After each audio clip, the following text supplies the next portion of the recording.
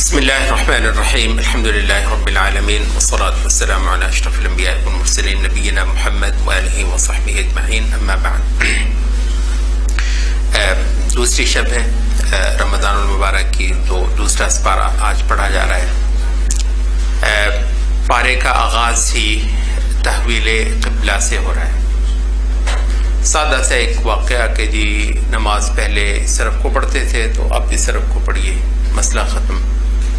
ایک آیت بھی بہت زیادہ تھی، آدھی آیت میں بھی یہ حکم دیا جا سکتا تھا. پورے 2 رکوع تحویل قبلہ کے اوپر آئے ہیں اور اس کے اندر اتنے اسباق ہیں اور اس قدر تفصیل ہے معاملات کی، اور وہی اصل میں سمجھنے کی بات ہے.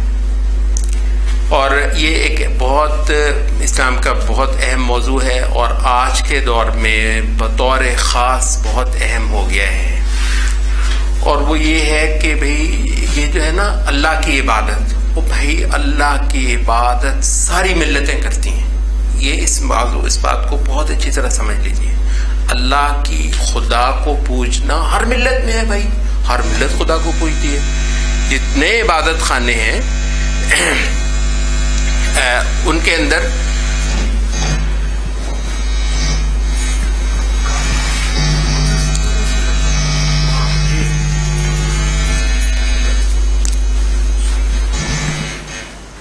ادھر سے ہوئے جتنی ملتیں ہیں سب کے سب خدا کو پوجتی ہیں. عبادت کون سی؟ عبادت وہ جو خدا نے اپروو کی ہوئی ہے، یا عبادت وہ جو خدا نے اپروو نہیں کی اور وہ ہو رہی ہے.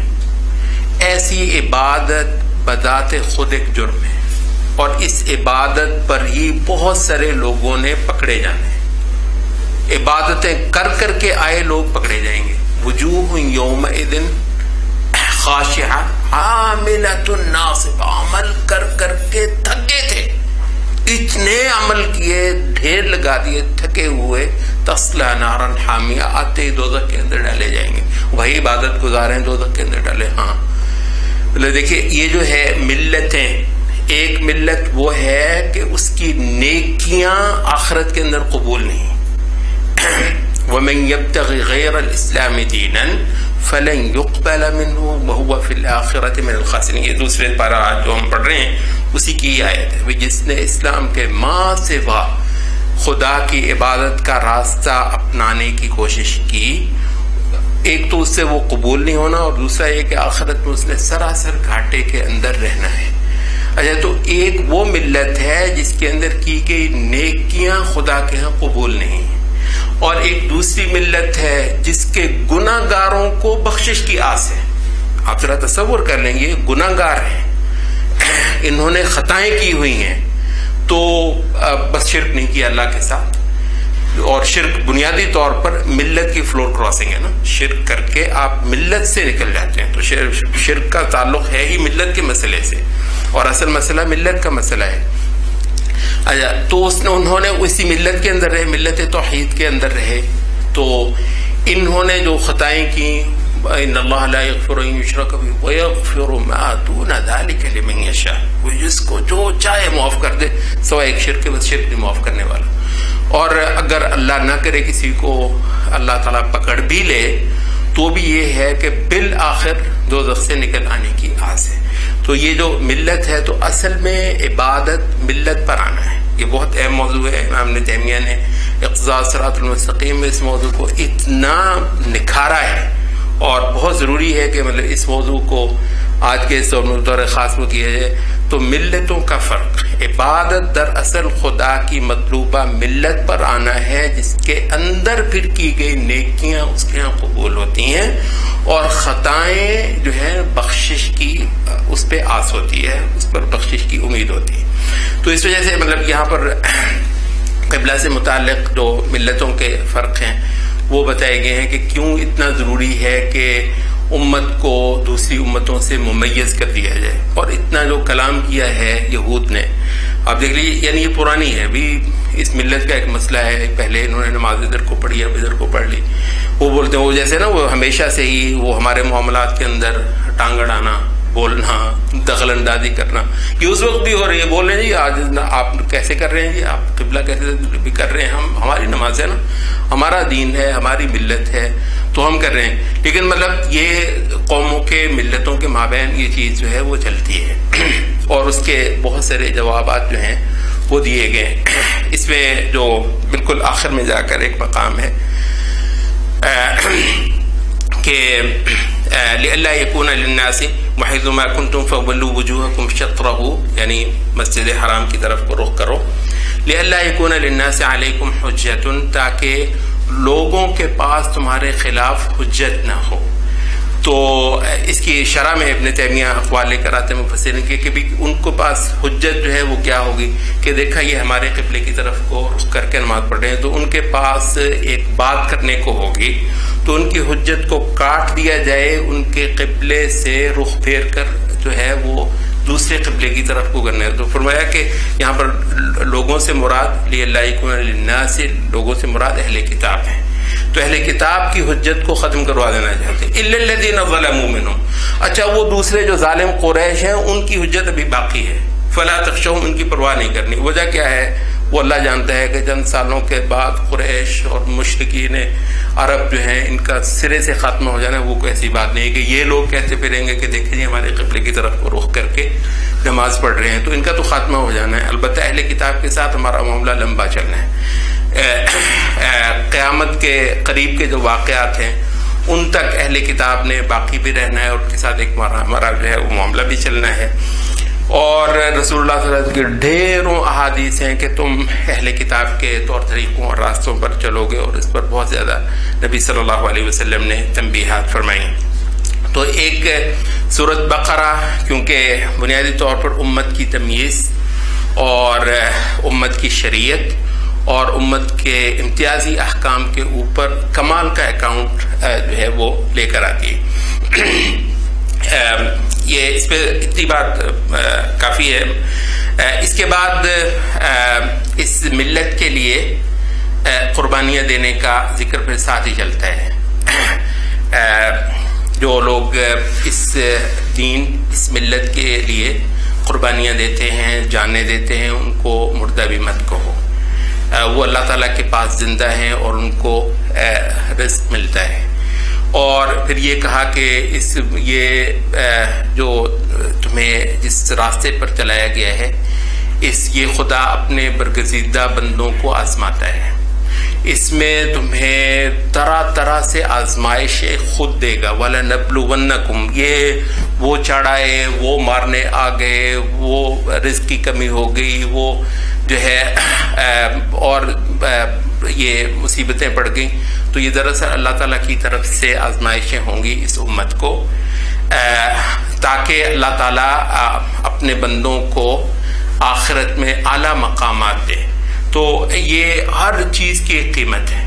مطلب یہ اللہ کی جو پسندیدہ ملت ہے اس پر ہونا کبھی کسی دور کے اندر آسان نہیں رہا.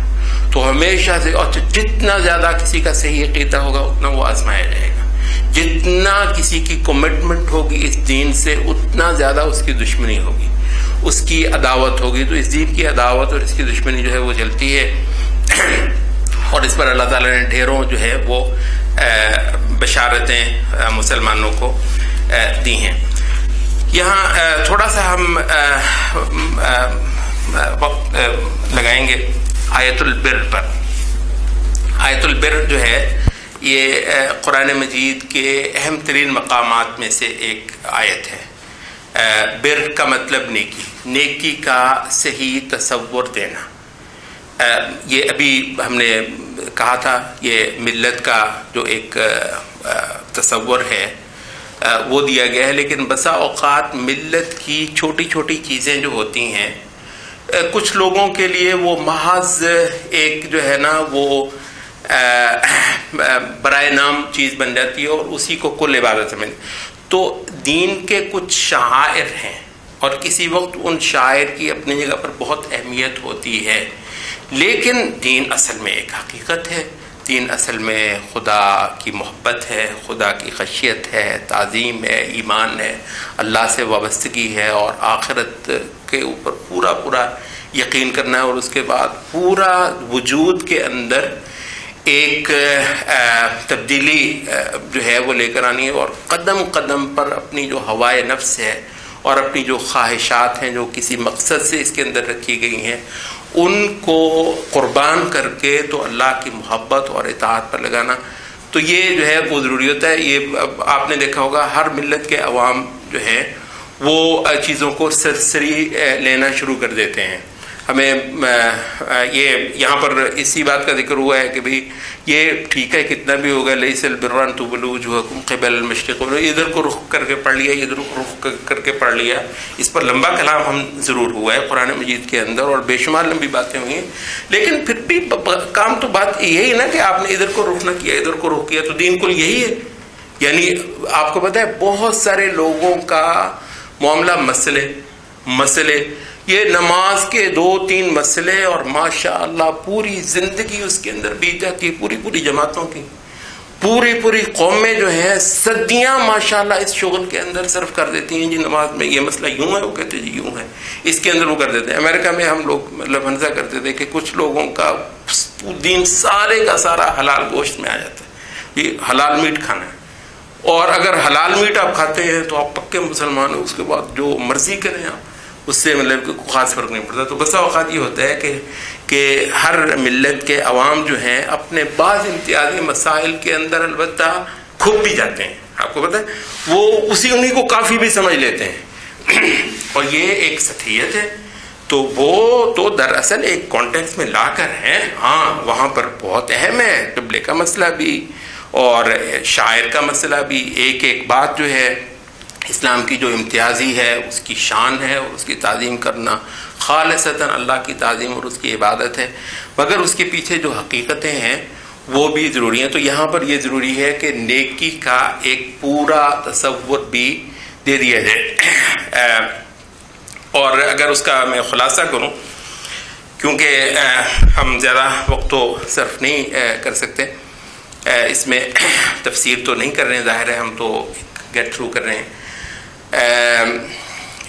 دین کا عبادات کا یا ایسے کیجئے فرائض کا جامع تصور، مطلب ہو سکتا ہے آپ نے دینداری کے حوالے سے، اللہ تعالیٰ کی عبادت کے حوالے سے، یا یہ جو آپ کہتے ہیں نا مذہبی ایک کیریکٹر ہے نا ہمارے ہاں مذہبی آدمی. اب مذہبی ہونا بنیادی طور پر خدا سے لوا لگانا اور اپنی آخرت کے لیے پریشان ہونا، تو اس حوالے سے جو ایک کامل تصور ہے وہ اس کو ذہن نشین کر لینا ضروری ہے. بعض اوقات یہ ہوتا ہے کہ آپ مطلب 4 سوال چاروں کے چاروں لازمی ہیں اور آپ نے کمال کر دیا ایک سوال میں آپ 100/100 بھی لے لیں تو 3 سوال پڑے ہیں دوسرے، ان کے اندر اگر آپ کا 0 آ رہا ہے یا ان کے اندر اگر آپ فیل ہو رہے ہیں تو وہ لازمی سوال ہیں. تو ان میں آپ کو تو یہ ہو سکتا ہے کہ ایک سوال میں آپ کے 100/100 نہ آئے، پاسنگ مارکس لے لیں یار، لیکن ساروں میں تو لینا.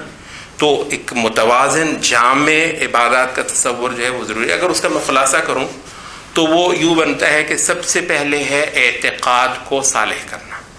اعتقاد تصور سب سے بڑی عبادت اللہ کو کی صحیح پہچان ہے. اللہ کو اس کے صحیح مرتبے اور شان کے ساتھ جاننا، اس کی صحیح صفات کے ساتھ، اس کے صحیح حقوق کے ساتھ. اس کو ہم کہتے ہیں عقیدہ کی درستی، یہ ہے ایمان. تو یہ فرمایا کہ وَلَكِنَّ الْبِرَّ مَنْ آمَنَ بِاللَّهِ وَالْيَوْمِ الْآخِرِ وَالْمَلَائِكَةِ وَالنَّبِيِّينَ. یہ جو سارے کا سارا جو ہے نا یہ ہے اعتقاد کا تصور. اسی کو ہمارے علماء جو ہیں علم کا فرض بھی کہتے ہیں. اسی فرض کو علم کا فرض بھی کہتے ہیں کہ علم حاصل کرنا. اب علم سے مراد وہ مسائل کی تفصیل بعد میں آئے گی، لیکن علم میں سب سے پہلے جو ہے وہ اپنے معبود کی صحیح پہچان، اپنے نبی کی صحیح پہچان، اپنے دین کا جو امتیازی فرق ہے اس کی صحیح پہچان وغیرہ وغیرہ. تو اس کو علم کا فرض بھی کہتے ہیں. تو سب سے پہلا فرض کیا ہوا؟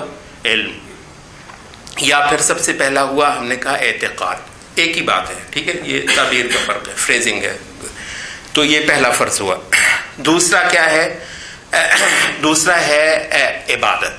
پہلا علم، دوسرا عبادت. عبادت میں وَأَقَامَ الصَّلَاةَ وَآتَى الزَّكَاةَ، یہ جو ہے اس کا چند ایک بیان ہوئے ہیں.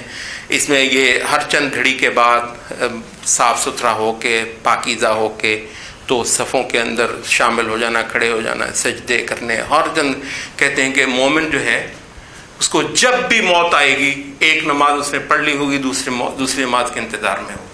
جب بھی مومن کو موت آئے گی، ایک پڑھ چکا ہے دوسری کے انتظار میں بیٹھا ہے، موت آ گئی.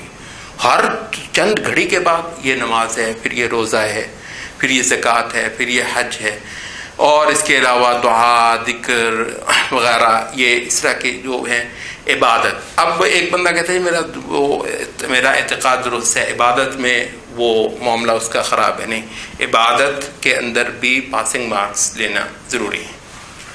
دو ہو گیا. تیسرا کیا ہے؟ کہتے ہیں تیسرا ہے اس کو ہم کسی وقت کہتے ہیں معاملات اور کسی وقت کہتے ہیں اخلاق. آپ جو ہیں اب اس میں یہ کچھ باتیں آئی ہیں.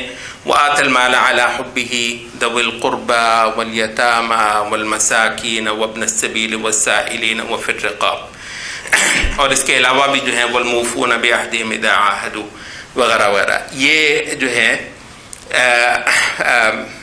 یہ کسی کے ساتھ بھلائی کرنا، ماں باپ کا حق ادا کرنا، بیوی کا حق ادا کرنا، بیوی کو خاوند کا حق ادا کرنا ہے.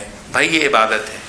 میں عرض کروں بہت بڑی مصیبت یہ ہے کہ اتنا بڑا حصہ، ہو سکتا ہے ہم اچھا بھی کرتے ہوں، لیکن بہت تھوڑے لوگ ہیں جو اس کو عبادت بنا کر اور باقاعدہ خدا کا دیا ہوا پیکج کے طور پر اس کو کرتے ہیں. بھائی ہر بندہ اپنے بیوی بچوں کے لیے کماتا ہے یار. ہندو نہیں کماتے اپنے بیوی بچوں کے لیے، عیسائی نہیں کماتے. آپ کو اس پر اجر ملنا ہے. یہ جو قرآن بالکل ابتدا میں سورۃ بقرہ کے اندر میں وَمِمَّا رَزَقْنَاهُمْ يُنْفِقُونَ، آپ کو پتہ ہے کہ امام طبری نے اس کی تفسیر میں کہا ہے کہ چند لوگوں نے یہ ضرور کہا ہے کہ وَمِمَّا رَزَقْنَاهُمْ يُنْفِقُونَ کی تفسیر ہے زکوٰۃ. کہتے ہیں یہ مکمل تفسیر نہیں ہے. زکوٰۃ اور نفقات، ہر وہ نفقہ جو اللہ نے یا فرض کیا ہے، مستحب رکھا ہے، وہ وَمِمَّا رَزَقْنَاهُمْ يُنْفِقُونَ آتا ہے، وہ ان کی عبادت ہے. آپ اپنے بیوی کے منہ میں جو لقمہ ڈالتے ہیں، آپ اپنے بچوں کے منہ میں جو لقمہ ڈالتے ہیں، سارے کا سارا عبادت ہے. مگر اس کو اس کے کانٹیکس میں لانا پڑے گا نا. یہاں تو وہ کہہ رہے ہیں کہ جی یہ ساری زندگی ہے ہی نہیں عبادت کے اندر. تو یہ ہے پڑوسیوں کے ساتھ، بیوی بچوں کے ساتھ، والدین کے ساتھ، رشتہ داروں کے ساتھ حقوق دینا، حقوق سے بڑھ کر دینے کی کوشش کرنا، عہد کر لیا ہے تو اس کو پورا کرنا. یہ اخلاق باقاعدہ، ٹھیک ہے. اخلاق کے اندر بھی مستحبات ہیں. یہ لوگوں کا خیال ہے کہ اخلاق سارے کے سارے جو ہے نا مستحب کی قبیل سے، نہیں، ایسا نہیں. اخلاق کے اندر واجبات بھی ہیں اور اخلاق کے اندر مستحبات بھی ہیں اور اخلاق کے اندر مباحات بھی ہیں. ٹھیک ہے جی. تو اخلاق کے اندر بھی آپ کو پاسنگ مارکس لینے ہیں. تو یہ تیسرا شعبہ ہو گیا فرائض کا جو آیت البر نے آپ کو بتایا. اس کو کسی وقت ہم اخلاق کہیں گے، کسی وقت ہم اس کو معاملات کہیں گے. چوتھا ہے، یہ بھی ماشاءاللہ ٹھیک ہے جی، اس کا اعتقاد بھی ٹھیک ہے اور اس بندے کا عبادت بھی ماشاءاللہ کرتا ہے، نماز، روزہ وغیرہ وغیرہ جو اللہ توفیق دے کرتا ہے. اخلاق بھی چلیں ماشاءاللہ، اخلاق اور معاملات، ان ساری چیزوں کو بھی عبادت بنانے کی کوشش کرتا ہے. ایک چوتھا سوال جو ہے وہ بالکل اس کا خالی ہے، مثلا اللہ نہ کرے تو وہ کیا ہے؟ چوتھا ہے اس کو کسی وقت ہم کہتے ہیں جہاد. چوتھا جو ہے کسی وقت ہم کہتے ہیں جہاد، اس کو کسی وقت ہم کہتے ہیں کہ اقامت دین. اس کے لیے مختلف لفظ آپ بول لیتے ہیں، اقامت دین، یا کسی وقت آپ اس کو جہاد کہہ دیتے ہیں، یا کسی وقت اس کو آپ تواصی بالحق و تواصی بالصبر کہہ دیتے ہیں. اس کے لیے کئی ساری تعبیرات جو ہیں وہ موجود ہیں. وہ یہ ہے کہ باطل جو آپ کے چاروں طرف پھرتا ہے، آپ حاجی صاحب جو ہیں ہر چند مہینے بعد عمرہ کر کے آتے ہیں، اس کا بھی کبھی کو پتہ کیا ہے کہ یہاں پر کس کا دستور چلتا ہے، کس کی دی ہوئی قدریں، ذلت اور عزت کے معیارات محمد صلی اللہ علیہ وسلم کے دیے ہوئے چلتے ہیں یا اوروں کے چلتے ہیں؟ یہ سارا زندگی کا دھارا اور رخ جو ہے یہ اللہ کی منشا کے موافق ہے، یا اللہ تعالیٰ کے ساتھ جو جنگ کرنے والے جو دماغ ہیں وہ زندگی کو رخ دے رہے ہیں اور اس سے کیا فرق پڑتا ہے کہ یہ دیکھیے یہ جو معاملہ ہے نا معاشرے کا رخ اللہ کی اطاعت میں لے کر جانا. کہتے ہیں یہ ایسا ہے جیسے اس کی مثال لیتے ہیں کہ ایک گاڑی ہے تو گاڑی میں جو ہے نا وہ ماشاءاللہ کئی سارے دیندار اتنے سارے اکٹھے ہوئے کہنے لگے جی بوگی ہم اپنی کرا لیتے ہیں. گاڑی کا انجن جو ہے وہ جا رہا ہے کسی شیطان کے رخ پہ اور یہاں پر ماشاءاللہ دیندار ہیں وہ کہتے ہیں یہ ساری بوگی ہماری دوڑیاں نماز کا وقت ہوگا سارے یہ جماعت کے ساتھ نماز پڑھ لیں گے. پوری گاڑی کدھر کو جا رہی ہے وہ جا رہی ہے کسی اور رخ کو. بوگی ان کی اپنی ہے خوش ہو رہے ہیں. ہر جماعت نے ہر طبقے نے ماشاءاللہ اپنی ایک خاص دنیا بنائی ہوئی ہے. اپنے مدرسے میں لگتا ہے ماشاءاللہ دین ہی دین ہے. مطلب مسجد اپنی وہ دور دور تک جو ہے اپنے مسلک کے لوگ اپنے ماشاءاللہ مولوی صاحب کی حکومت ہے مسجد کے اندر پوری جو ہے. تو بس ٹھیک ہے. یہ جو ہے نا یہ چھوٹے چھوٹے وہ بنائے ہوئے ہیں جزیرے سے ایک بڑے سمندر کے اندر. سمندر کس کا ہے؟ سمندر یہودیوں کا ہے. سمندر جو ہے وہ ہیومنسٹوں کا ہوگا, وہ اللہ کے منکروں کا ہوگا. اس کے اندر چھوٹے چھوٹے جزیرے آپ کے اپنے ہیں ماشاءاللہ اس کے اندر خوش ہیں. تو بھئی اس کی خبر لینا, حق کو قائم کرنے کے اندر حصہ ڈالنا, ٹھیک ہے, وہ اس کے بے شمار طریقے ہو سکتے ہیں. اور اس میں بھی وہی ہے والصابرین فی البأساء والضراء وحین البأس. یہ جو ہے یہ باطل کے مقابلے پر سختیوں کے وقت یہ ڈٹ جایا کرتے ہیں. مطلب وہ تو اس جدوجہد میں ہی شامل نہیں ہے. یہ تو کہتے ہیں وحین البأس. وہ الباس سے مراد ہے ہی جہاد. مطلب ہے کہ بالکل جب وہ زور کی باطل اور حق کی جنگ ہو رہی ہوتی ہے وہاں پر یہ اللہ پر توکل کر کے ڈٹتے ہیں اور وہاں ہمت نہیں ہارتے. تو یہ تو اس جدوجہد کے اندر ہی شریک نہیں ہے, بلکہ یہ تو ہو سکتا ہے کہ دشمن نے جو پینٹ کیا ہوا ہو اسی کا یہ بھی جبتا ہو, جیسے وہ جی سارے کے سارے یہ جو جتنے دیندار ہیں یا اس وقت وہ باطل کو کہیں کہیں للکار رہے ہیں تو یہ سارے سرفنے یہ دہشت گرد ہیں یہ فلاں. ہو سکتا ہے ہم بھی انہی کی جو ہے نا رٹائی ہوئی باتیں وہ دہرا رہے ہیں. تو یہ چوتھا فرض کیا ہے؟ اس کو ہم کہتے ہیں دین کی اقامت کے اندر شریک ہونا, باطل کو پست کرنے کے اندر اپنی جدوجہد کو شامل کرنا, ٹھیک ہے, حق کو کھڑا کرنا, مضبوط کرنا, دین محمد کو دست و بازو فراہم کرنا, ٹھیک ہے جی. تو یہ جو ہے یہ باقاعدہ. تو دیکھیے یہ 4 پوائنٹ مطلب یہ ہے دین کا پورا تصور.